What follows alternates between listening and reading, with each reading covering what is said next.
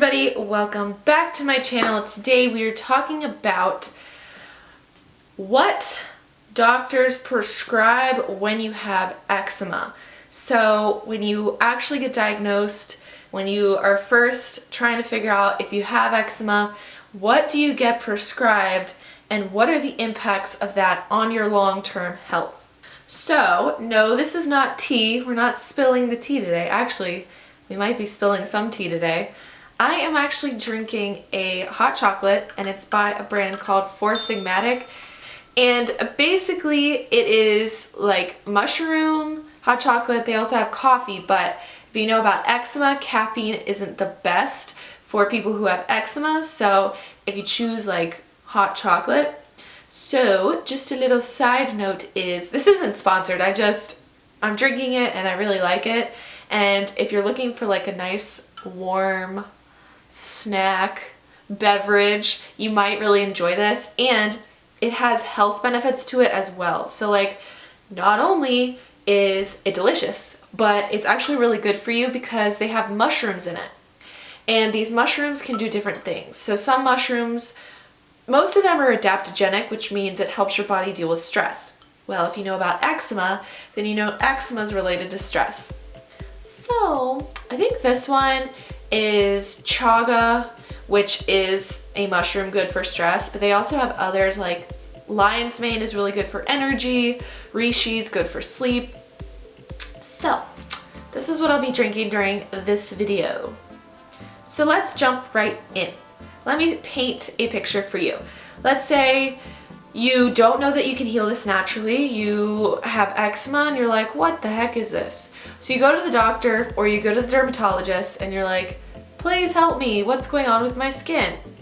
And they're like, okay, you have atopic dermatitis, you have nuclear dermatitis, there's like a bunch of different types of dermatitis. Basically, it's pretty much all eczema. And then they'll be like, okay, we're gonna put you on ... They will either say topical steroids, they'll have topical antibiotics, or you'll have to take oral antibiotics. And I think sometimes another one would be an antihistamine.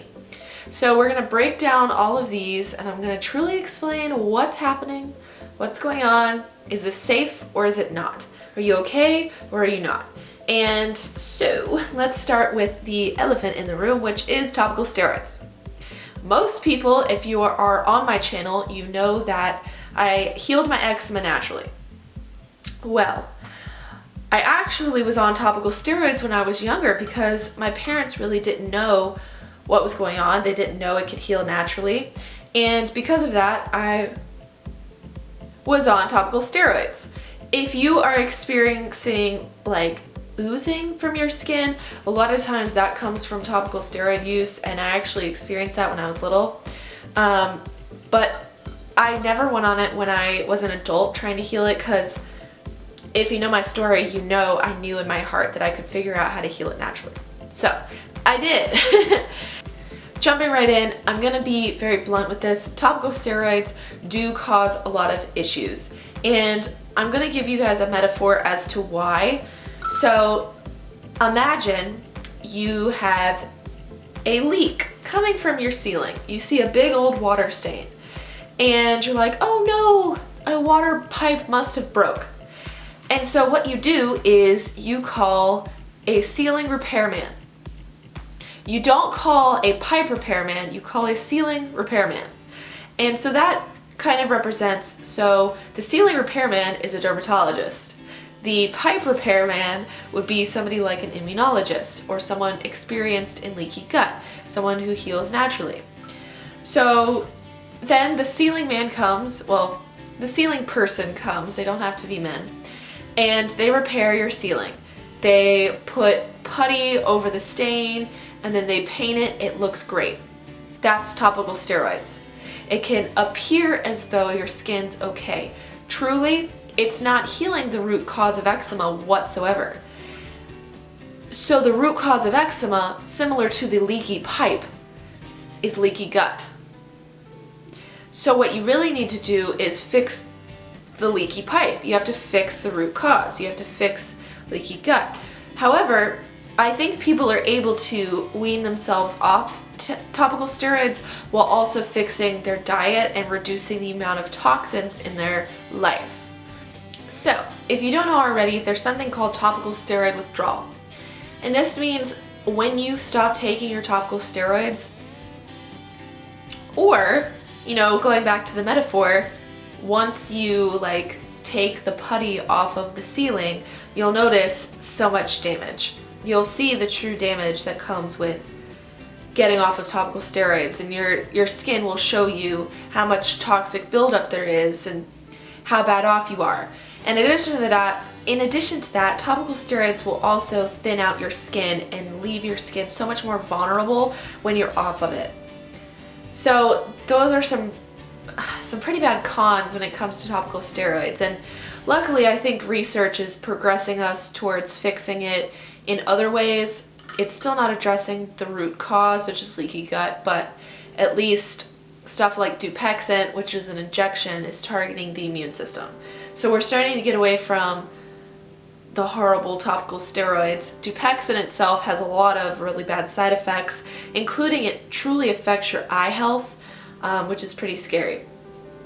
But we're not getting into that today. Moving on to the second topic, which is antibiotics. And these are terrible. I am so against antibiotics because I'm a person that preaches gut health. Well, let me explain what an antibiotic does. Antibiotic. So, antibiotic. So basically an antibiotic goes through and kills all the bacteria in your body. Now, let me tell you, our bodies are covered inside and out with bacteria. The bacteria is mostly good. When you have certain issues like a bacterial infection, bacteria is bad. We do not currently have antibiotics that target specific bacteria. So when you're taking antibiotics, it wipes all the bacteria from your body, leaving your body exposed. So let's say, okay, let me use a metaphor. You have a whole army, but there's some bad guys, some traitors in the army.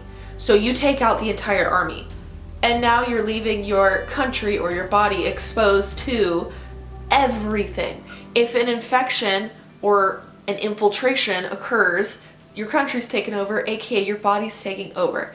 And I know that's a stretch, but basically what I'm trying to say is you're leaving your body exposed to bad bacteria. I bet you anything, if you've ever been on antibiotics before, you probably ended up with a yeast infection or a UTI almost immediately after. Because you're exposing your body, there's no good bacteria, there's no good warriors, good military to fight off those bad bacteria. So I'm extremely against antibiotics. There are, however, some cases where you absolutely have to have them. If you have a bacterial infection, you probably have to get rid of it through that way, especially if it's severe. So there are some use cases for antibiotics. Eczema is not one of them. So that leads me to other things that we use that get rid of all bacteria. For example, hand sanitizer. Please do not use hand sanitizer. We need the good bacteria on our skin to help our bodies fight bad bacteria.